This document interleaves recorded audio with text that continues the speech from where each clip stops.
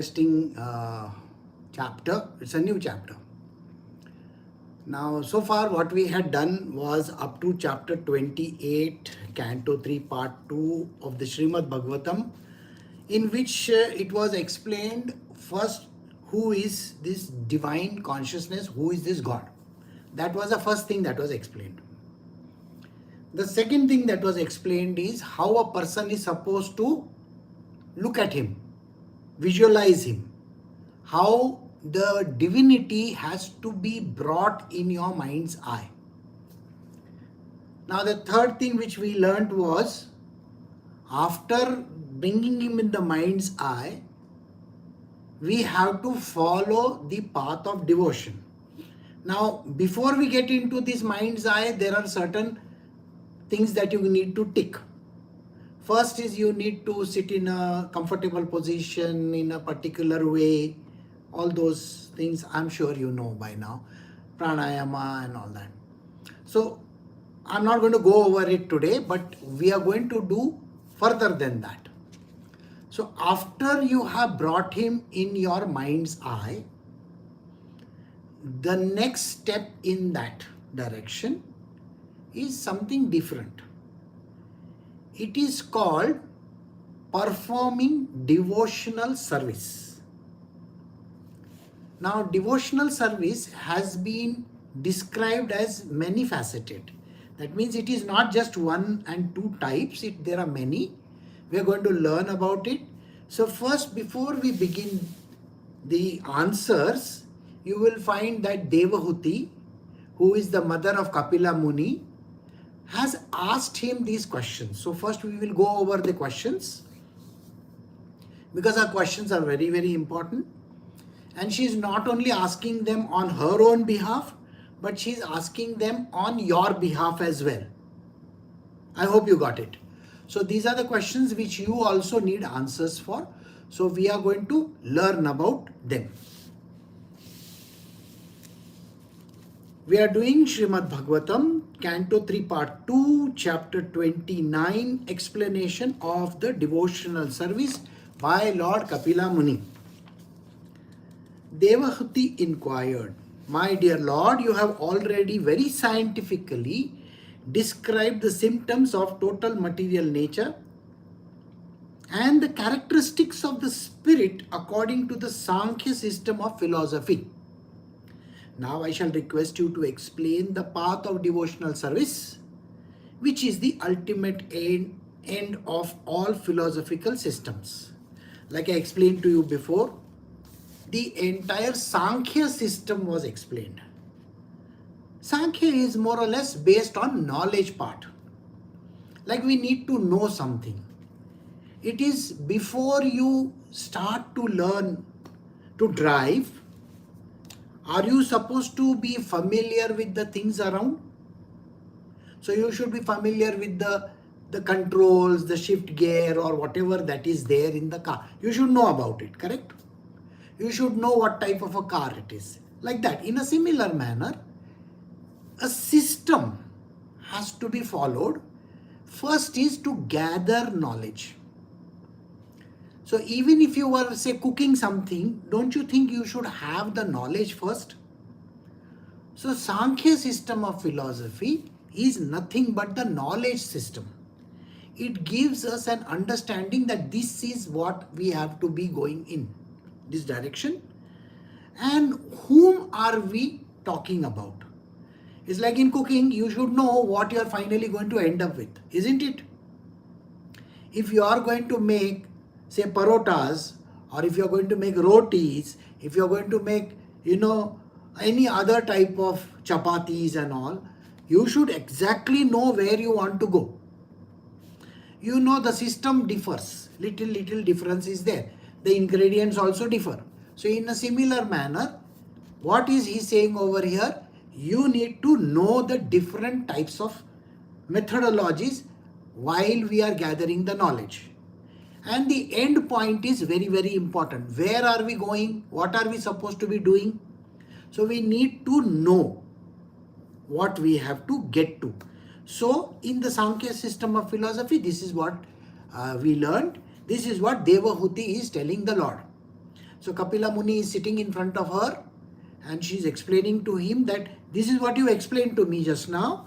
Now I want to request you to tell me, explain the path of devotional service, which is the end of all philosophical systems. This is the ultimate way. See, people think that Sankhya Yoga or Karma Yoga is the ultimate way. No. It is just in between. Think about it. If I give you something to eat, you will eat it. Isn't it? You want to taste it, right? So tasting is important. Getting the feel of that particular thing is extremely important.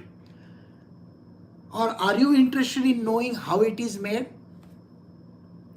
So many a times we go to a good restaurant where we eat a certain specific item.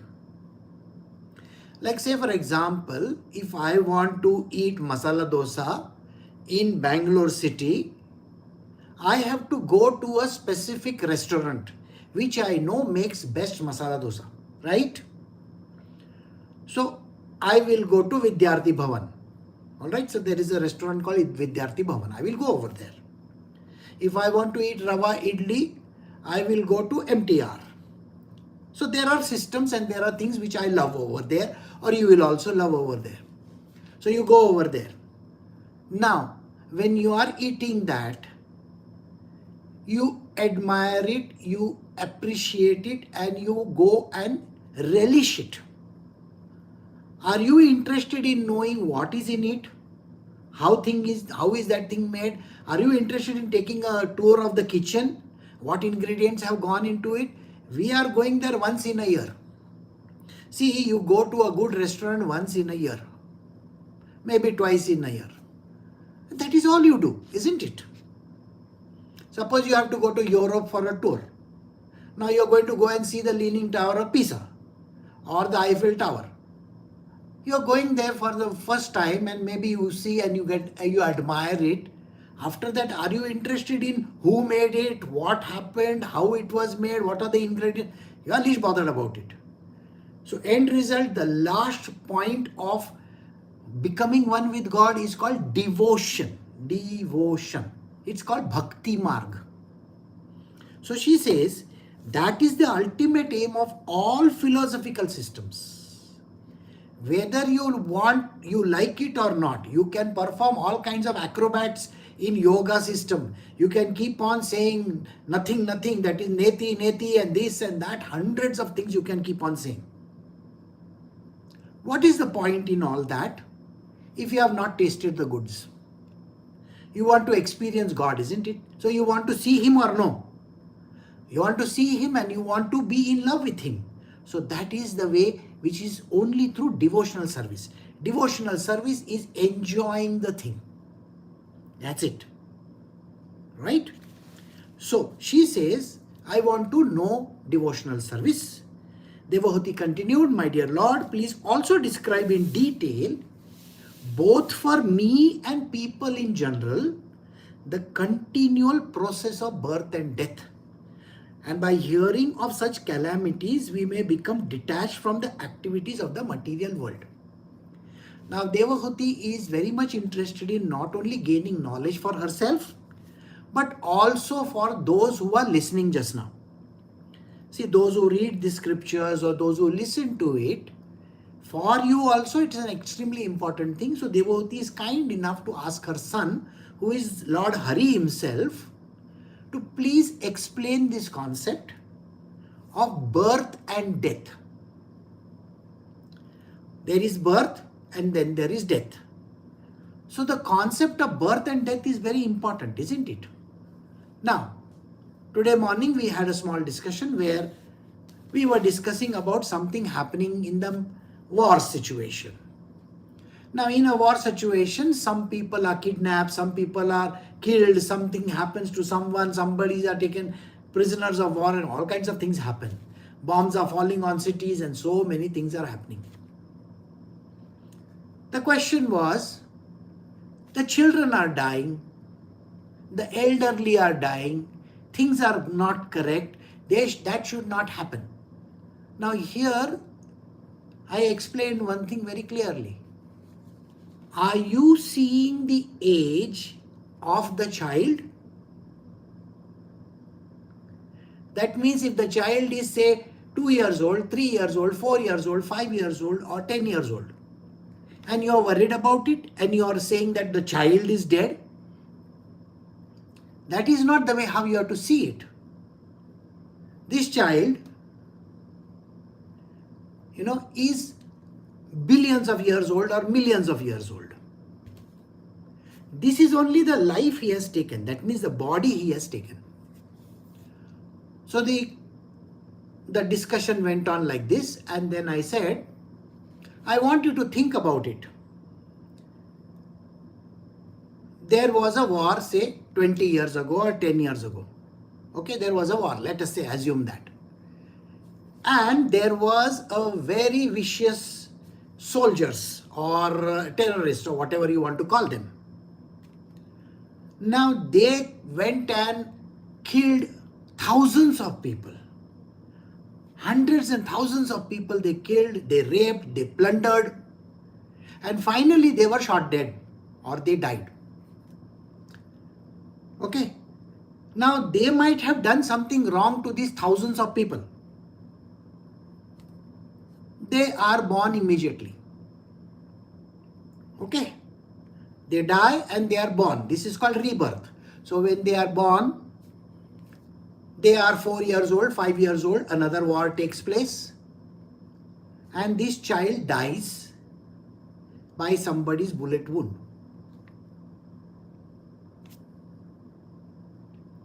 I want to ask you this question. If you were to know that this was the same terrorist who killed thousands of people earlier, has now taken a new form, what is your opinion on this person? It's a big moral dilemma, isn't it? You cannot even answer it simply because you are taking this life. In the last life, he was a terrorist. He was a very bad person. Got it or no?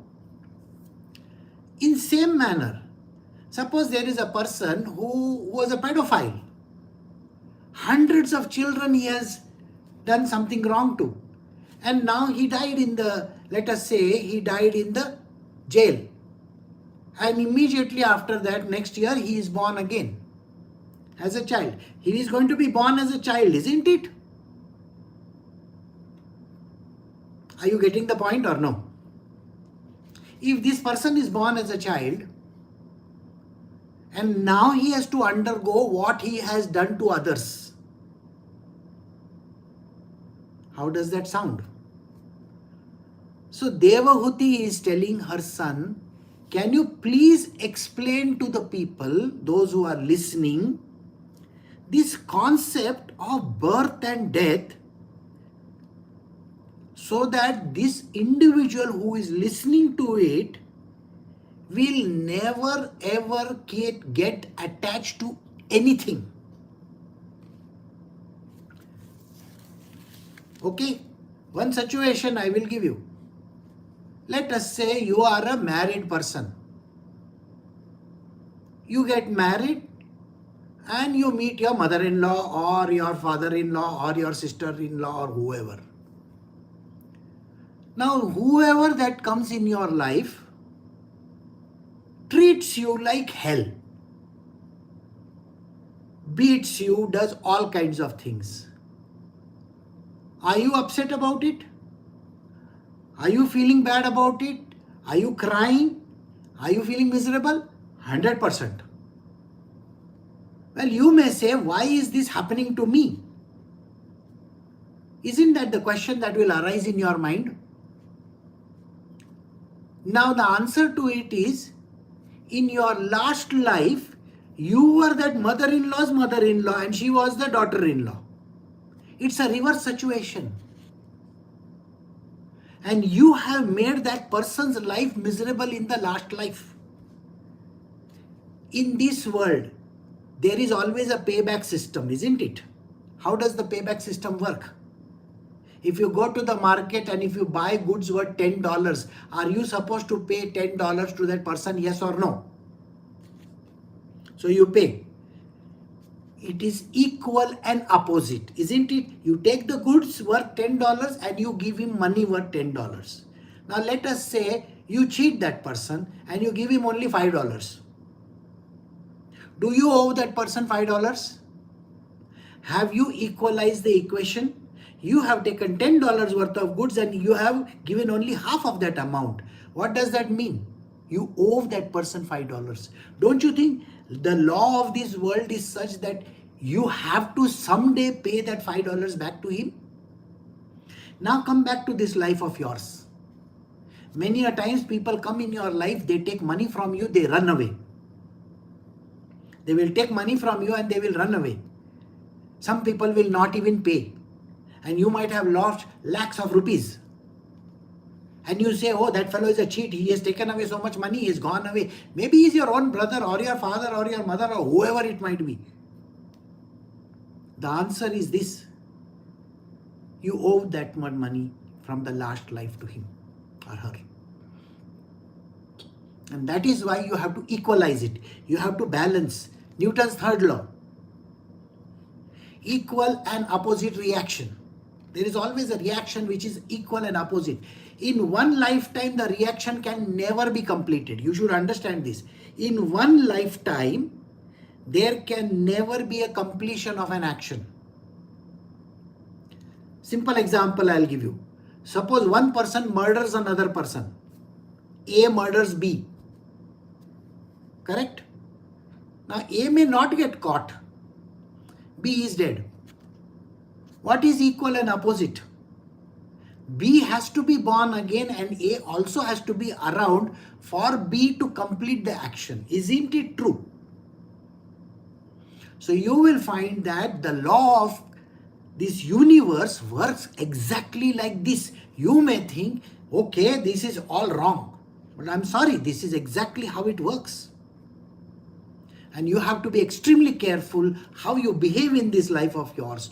Otherwise, you will have to keep on making repayments after repayment. It's an EMI cycle, you know that? If you give only partial amount or you give partial returns, it doesn't work. You have to complete the reaction fast in this life itself. That is why people have to go through their prarabdha karma. Alright? So she says, can you give an explanation of that? So that you don't get attached to that person or that action. So whatever action that you do, if you are going to carry the bitterness of your mother-in-law, father-in-law, husband, wife, whoever is treating you badly, if you carry that reaction with you, in the next lifetime you have to be reverse of that. You are going to meet the same person again. It does not matter that whether you are going to meet in a human form or animal form or bird form or whatever. Maybe your mother-in-law will be born as a chicken and you will make chicken tandoori out of her. Got the point or no? So anything can happen.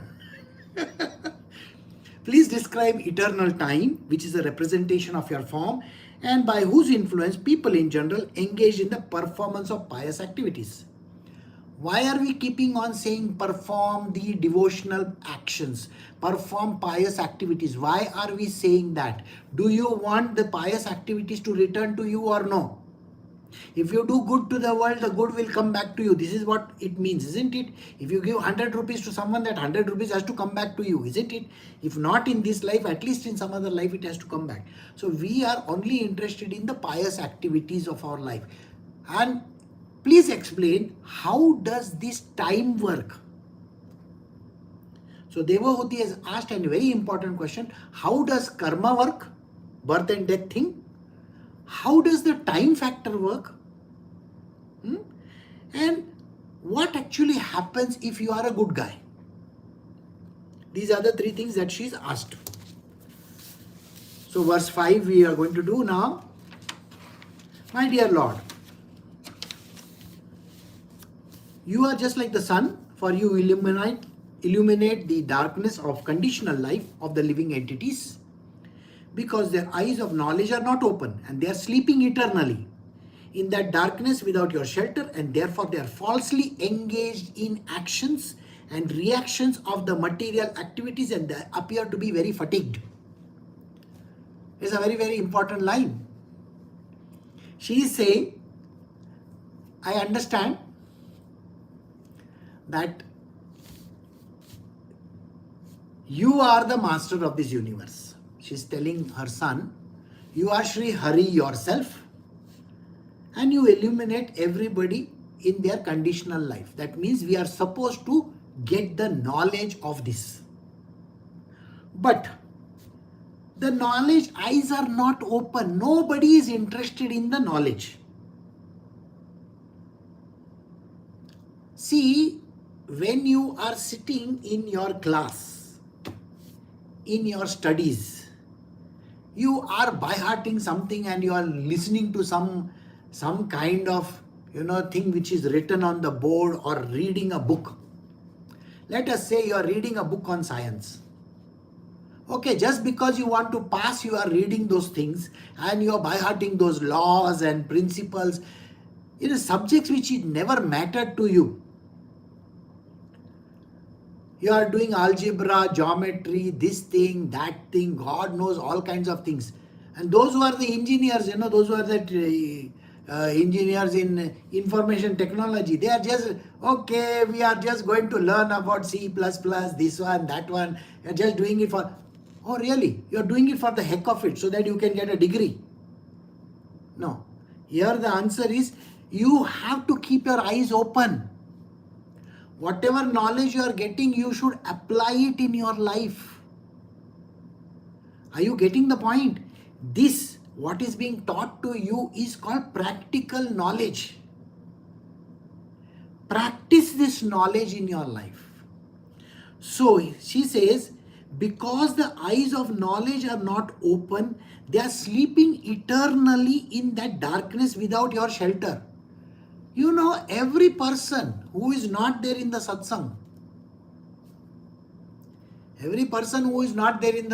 your own family members, do they even have an idea what is this karma? How does this work? Who is this God? What is happening?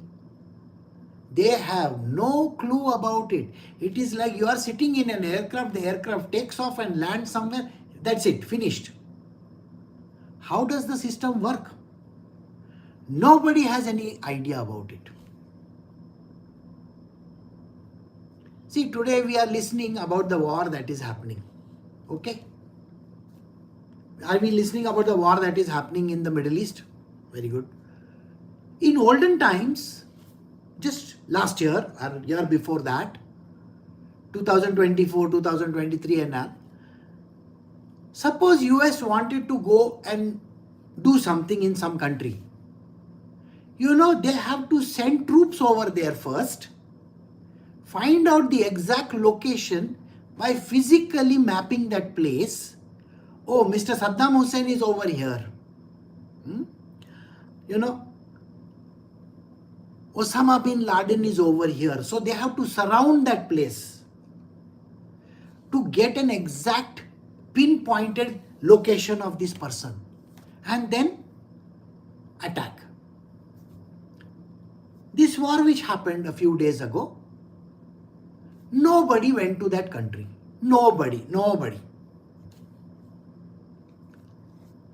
Today what is happening is, there are companies like Palantir and Anthropic and all, they are using artificial intelligence by data gathering. This is called the LLMs, isn't it? They are large language models and they gather so much of data. They have gathered data from across the world. Small beep somewhere, something happening somewhere, the WhatsApp messages or any other transmissions that has happened, it is going and gathering all the knowledge from everywhere. And they build a system wherein they know exactly who is doing what in which place. They know the precise location of this person. Now tell me something. If I have a device which I can exactly drop in that location, will I achieve my objective? So this is exactly what US and Israel did. Now you are not even aware of it. Most of the people don't even know what the hell is happening around the world. Why are things like this? We are just saying, oh, there is a news, there is a war going on. Really? You have to know. Knowledge is important. What does that tell you? You are one phone call. You are one, just a WhatsApp being sent to your friend. Your phone being put on or not put on also. Today, we don't need any of these things. Your pinpointed, precise location can be mapped. Which place you are standing. In 2014, I had devised this system. Way back in time. Those who are over here who know me very well, we had filed for a copyright of this. We had filed for the IP. But unfortunately, we were rejected. The exact location of a person without you even lifting your finger. You don't even need to lift your finger. So now this knowledge is so important. Can I use that knowledge for practical purposes? So anthropic models, that is Claude and all, plus Palantir, are they using it precisely for the purpose that they want? So today we are at a generation where knowledge is translated into some critical actions. So what is she saying over here? Devahuti is telling the Lord, tell me precisely all these things that happen, at what time they happen, how they happen, and what is it that the people are missing out. Because they are blind to this, they are sleeping. Human beings are sleeping. If you have a father, mother, brother, whoever it might be, and that person is not even listening to this, has no idea about this happening, are they living in this world blindly or no? So think, this is exactly what she is saying. So they are eternally sleeping, engaged in the darkness without your shelter, not taking shelter. And therefore they are falsely engaged in actions and reactions of their material activities. So human beings keep on doing actions and reactions. I don't want to do this, I want to do that, why should I do this, why should I do that? They are constantly engaged in stupid actions. Actions which are so idiotic because they have no knowledge and they have no understanding of this subject. This is a very deep subject. That is why I said you need to pay attention to this. Devotional service is being explained over here. So, and therefore they are falsely engaged in action and reaction of their material activities, gathering money, getting married, having children, grandchildren, your insurance to this payment and that payment and EMIs. God knows hundreds of things. Are you doing? Yes or no? These actions which you are doing, they are so worthless in life that you will realize it after a few years. When you stand back and you look at your life, you will say, why didn't I know at that time that these kind of things which I am doing are so worthless? So, and they appear to be very fatigued. Most of these people, they are literally tired, exhausted, and they don't know what to do in this world because these material worldly activities are pressurizing them so much. They are completely at their wits' end. That is why they keep on doing hundreds of different things. They are searching for answers. Most of these people, they don't have any answers. What are they searching for? I want peace of mind. I want tranquility. I want this and I want that. Can I go to the doctor? Can I go to this retreat? I will learn yoga. I will learn meditation. Nothing that helps over there. Nothing. Because the main basis is missing. Knowledge itself is missing. They are like, sleepy people. So now the Lord is going to start the explanation. So verse 6, Sri Maitreya said. Now remember, this is a dialogue going on between Maitreya Muni and Vidur. You know Vidur who he is, no? Now Vidur had gone all over the world when the war started. He didn't participate in Mahabharat. So what did Vidur do? Vidur traveled all over India. He's doing Tirtha Yatra. And finally he comes to the place where Sri Krishna is dying. Okay? Now just when Sri Krishna dies, near the lake, he sees over there Uddhava is standing. So so this person, Vidura, he approaches Uddhava and says, Uddhava, I want to learn about what Sri Krishna told you about the way of life. The way of life. Sri Krishna has given you complete understanding, which is called Uddhav Gita, which we will do in 11th canto in this same scripture. So he has told you how to live this life. Can you please explain to me? Uddhava says, I am sorry, I am already 125 years old, okay? I am tired of my life. I am going to go to the Himalayas. I will first go to Pushkar, and from Pushkar I will go to the Himalayas. Okay? I don't have the time, but Sri Krishna has told me before dying that Vidura is going to come and ask you these questions. Direct Vidura to Maitreya Muni, who has his ashram on the river bank over there, near the Yamuna river. Tell him that Maitreya Muni has been given these instructions by me long ago.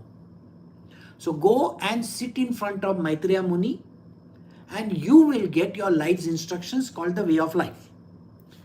So then Vidura goes to meet Maitreya Muni. Maitreya Muni has started the explanation, and so far whatever we have understood as the way of life, Maitreya Muni was explaining it to Vidura. This is where Sri Maitreya said, O best among the Kurus, the great sage Kapila, moved by great compassion and pleased by the words of his glorious mother, spoke as follows. So here, Kapila Muni is going to start the explanation to the questions which his mother had asked. Lord Kapila, the personality of Godhead, Sri Krishna, replied, O noble lady, there are multifarious paths of devotional service in terms of different qualities of the executor. Simple language, it means every individual is made differently, isn't it? Look at all the individuals around you. All of them are different types, isn't it? Does everybody eat the same food? No. All your friends, relatives, family, whoever it is, they all have different tastes. So in a similar fashion, even in devotional service, everybody has different methodologies and tastes. So he says, these are different qualities. Their own nature is different. You see, the different characters who are sitting over here, all of them, are they different or no? Some of them are peaceful, some of them are kind, some of them are considerate, some of them are angry, some of them are upset, some of them are stressed out, some of them are in tension, some of them are suffering very badly, some diseases, and so on and so forth. So all kinds of people are there. Each of them have a different methods they have to employ, and their characteristics also differ.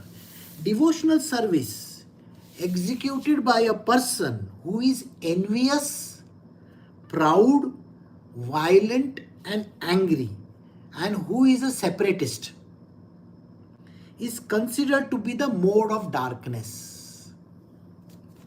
Anybody who performs this kind of devotional service, where his inherent nature, the nature inside, is envious. When I am doing this, I don't want others to succeed.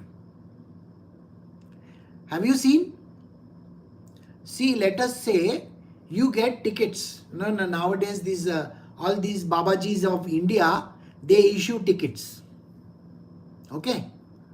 Now, if you want to take their darshan, there is some Baba called Premananda Baba or something like that. He is in Vrindavan. So when you want to take his darshan, when you want to go and sit in front of him, or even say 2 lines to him, you have to take a ticket over there. Your number has to come. Then you go and stand in front of him. You do all your namans and everything, your prayers and whatever to him. And then you say some words. Okay? Now, when you come out of that place, your friend has gone in, but you have not. Are you envious of that person or no? Virat Kohli and Anushka Sharma got the darshan. Who? Virat Kohli, cricketer, and his wife Anushka Sharma. They got darshan of Brahmanandji. They are very big people, that is why they got. Are you feeling envious about it? Yes. Now there is another person here near Coimbatore. His name is Sadhguru. Now, so many big people go and meet him. Right? They go and they meet him. You see all of them sitting right in front of him. Some of them are sitting next to him. And you are just a person somewhere in that crowd. And you are saying, oh my God, look at that fellow. He must have, he must have a terrible influence. That is why he got to sit over there next to Sadhguru or next to Ravi Shankar. Do you say these words or no? You may be in America or you may be in England or whichever country, and you meet some of these great Babajis. The person who has never met is going to be jealous of you. So envy is like that. So there are people in this world, they are devotees, no doubt about it, but they are envious of each other. It's like many a times my own devotee will not want another devotee to come and meet me. They will say, no, we will not allow this person to come. Why? Oh, Guruji belongs to us. You got the point or no? That way. So envy, proud, they are violent people. They never stoop at anything. They, stop at anything. They want to even keep on beating another person if they want to. They're very violent people. They're angry people. You think they are not devotees of God? Have you heard of Ravana by any chance or no? Ravana is one of these devotees who is a separatist. Lanka is different than India, correct? Right? Separatist. There are Gulf countries who are very, very proud of themselves. Right? Now there is the holy place over there in Saudi Arabia, and the other people are jealous that why is it over there? Why it is not in my country? Are there people like that or no? So you will find that they are separatist. They want to destroy other people. They are considered as the mode of darkness, tamasic type of devotion. Okay? This is the worst type of devotion anybody can ever have. They will cut off their hands and they will cut off their head and all that. If you see some devotee who performs these kinds of dangerous actions, there are all these kind of people who will, let their blood flow and do all kinds of nonsensical acts. Those are called tamasic devotees. Okay? Then we will see the next type. The worship of deities in the temple by a separatist with a motive of material enjoyment, fame and opulence is devotion of the mode of passion. How many people go and buy those tickets for darshan. How many people buy darshan tickets? Lots of people. They go to some temple. Oh, I got this ticket for my darshan. Tomorrow morning I have to go for my darshan. I have paid so much money for it. And they carry big gifts over there, like full mala and sweets and nariyals and this and that. And gold also.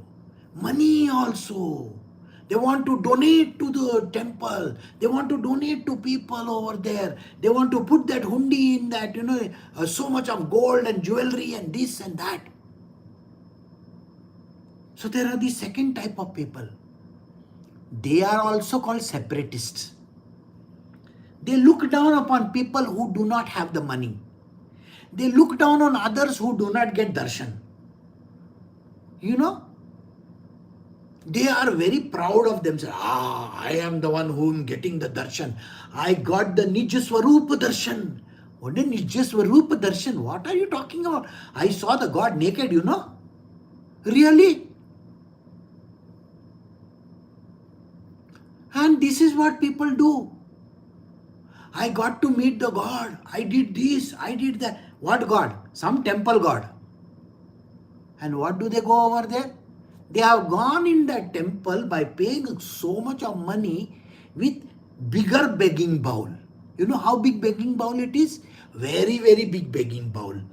They'll say, God, please give me money.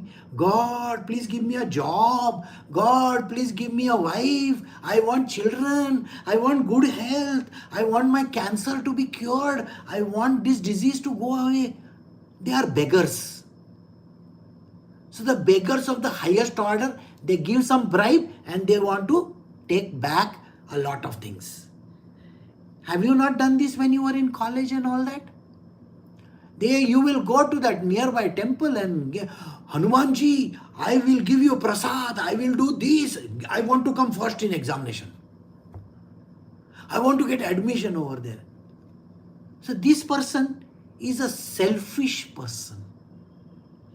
Selfish who is only interested in material worldly enjoyments. Money, job, happiness, those kind of things he's looking for. Wives, husbands, those kind of things. Or I want to become successful, I want to be a millionaire, I want to be a billionaire. They will go and beg. It is not good. And they are only interested in fame and opulence. Fame and opulence. That mode of devotion is called Rajasic devotion. These people are Rajasic in nature. According to them, they have gone to the temple. When a devotee worships the Supreme Lord, Sri Krishna, and offers the result of his activities in order to free himself from the inabilities of fruitive activities, his devotion is in the mode of goodness. Okay. The third type is called the Sattvic type of a person. For him it does not matter. He doesn't go for begging. See, think like this. Why do people go and beg? It is already written in their life. No God can sanction you anything. Please remember this. You have come with a destiny written over here. Okay, it's imprinted on you. When you go and beg over there, that God is not going to give you from his pocket. He is only going to say Tathastu, and what is due to you will come to you. You go to astrologers and a palmist and all these crooks in this world, and when you go over there and the person says, your this is happening, your that is happening, your this is, in my past I was a tarot card reader and all that kind of thing. The person looks at your hand, he plays cards and he does all kinds of things and he says, oh, next year your good period is going to start and you will be the happiest person on earth. You think that fellow is giving you? He is just telling you next year your good period will start. It is not because of anything. No. Why? Because these things don't work. I would like you to go and do one research on a thing which is called placebo effect. What is it? It's called placebo effect. A placebo effect came into the picture during the Second World War. Now, a person was having terrible problems. He had to undergo surgery. Now, there was no morphine with the doctor. There was no morphine available.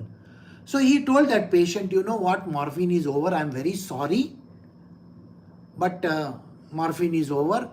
I will have to cut you open without morphine and it's going to hurt you a lot. Already know. The person kept on saying, I don't want, I don't want, I don't want, I don't want, I don't want. Because it's going to hurt. So the doctor said, he put saline water. You know what saline water is, no? In hospitals they use saline water. So he used saline water, made one injection and gave it to that fellow and said, I have given you the most powerful painkiller in the world. Okay? He didn't tell him that it is saline water. So the moment he injected that and told those words, this is a painkiller and it's the most powerful painkiller in the world. But I don't have morphine, but this is very powerful. The moment he said those words, the whole pain disappeared from that person. The surgery was performed and that effect was called placebo effect. Okay? I have taught you also in my own world. My mother used to think that I am giving her some fantastic medicines. She will always think that her son is a very great doctor. She will come and she will tell me, can you give me that pain medicine? I will give her vitamin C tablets. And in 15 minutes her pain is gone. And she would be very happy. This is called placebo effect. When you go to a very powerful person, who is a powerful person? The doctor who said these words, you will be cured, you will be, that kind of words when they say. Who cures you? Your own brain. Your own mind cures you. Don't you understand that? It has nothing to do with people. You only are curing yourself. The placebo effect, actually helps you a lot. But you should not know that it is placebo. You should not know this. I can give you 10 medicine, 10 tablets, different color, yellow, purple, blue, this, all your diseases will be gone. And they will be gone. Okay? Your cancer will be cured. Cancer is cured. Only a very strong and a powerful person has to say these words. And that person should have 100% faith in that person. So if you meet an astrologer, the astrologer is supposed to be a very powerful person. He can direct his energies into you and give you a placebo effect and say, don't worry, all things will fall in place in the next year because all your this dasha, that dasha, everything is going to disappear. And you go back home so highly satisfied. And then you wait for the day to come. And when that comes, you yourself will see everything moves out in a very beautiful manner. It is called destiny. Why are you thinking that it is something different? Don't get carried away with these kind of things. Believe in yourself. The Guru is a powerful person for this reason. He will just say, Jao tumhari shadi ho jayegi. You will get married soon. And the person gets married.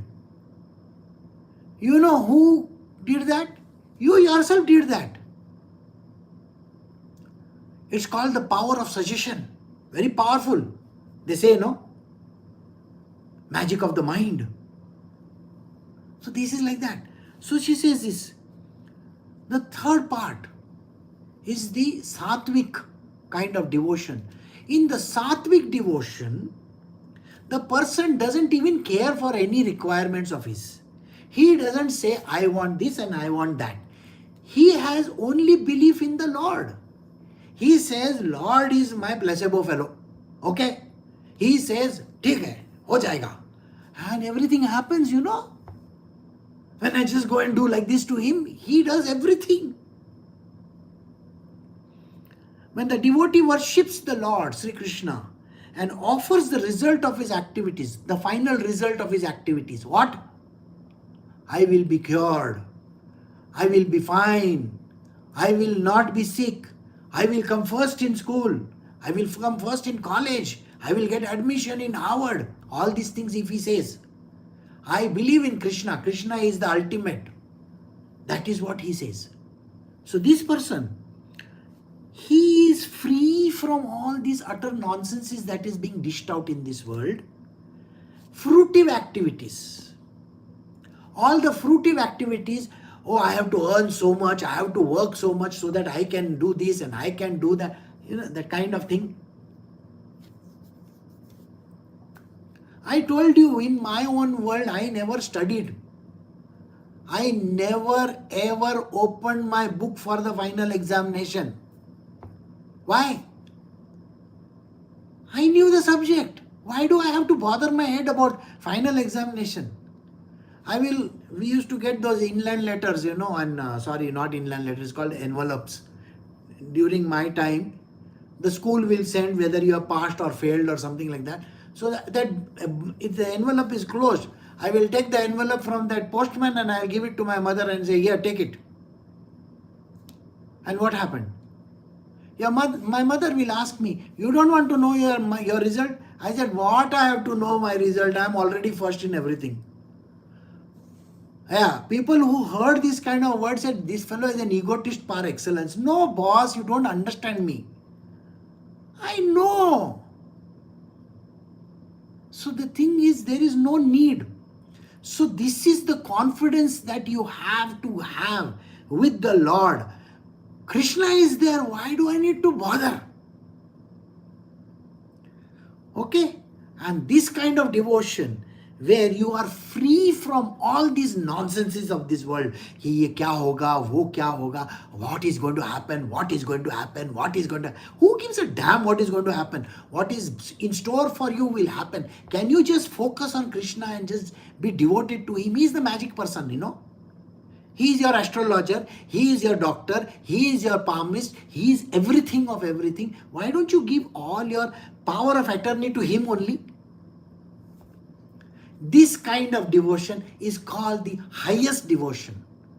And it is called the sattvic devotion. Alright?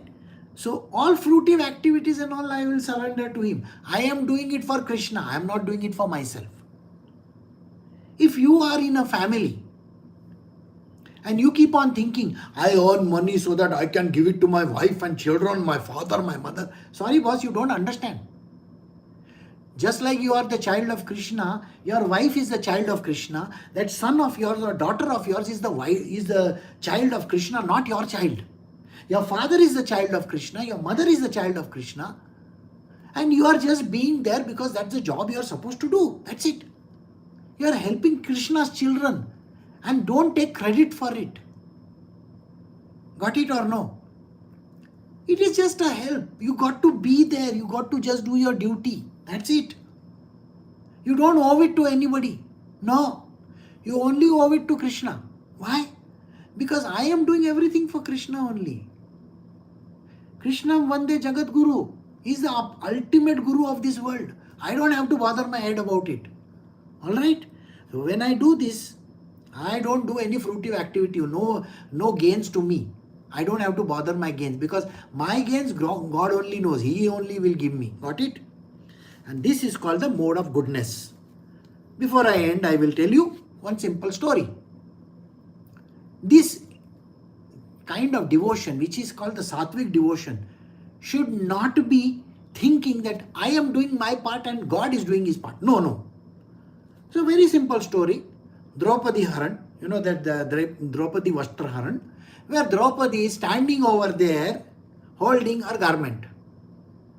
And she says, Krishna, please come and save me. Krishna, please come and save me. Krishna, please come and save me. But Krishna doesn't come. Then she drops that garment like this. She doesn't hold it anymore. She says, Krishna, now this is your problem, not mine. This is no longer my problem. If somebody removes my garment, it is you are that one who is going to get shamed, not me. Because I am your daughter, I am your, ward. So I'm going to drop it. And Krishna comes and saves her, gives her the reams of garments and all that. When you ask this question, when she was calling out, why didn't he come?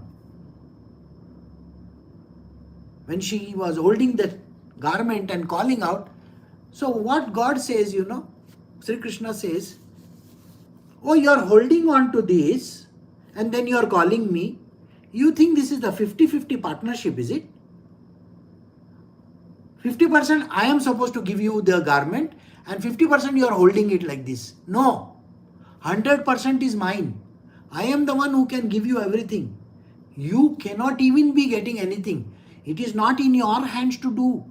It's not in your hands to keep on saying, I give money to people, I do this, I am taking care of. No, you remove that I of yours. And that is how you have to learn to live in this world. Okay? So we have come to the end of this particular verse. We have stopped at verse 10 and we will do the verse 11 onwards on Monday. Recording stopped.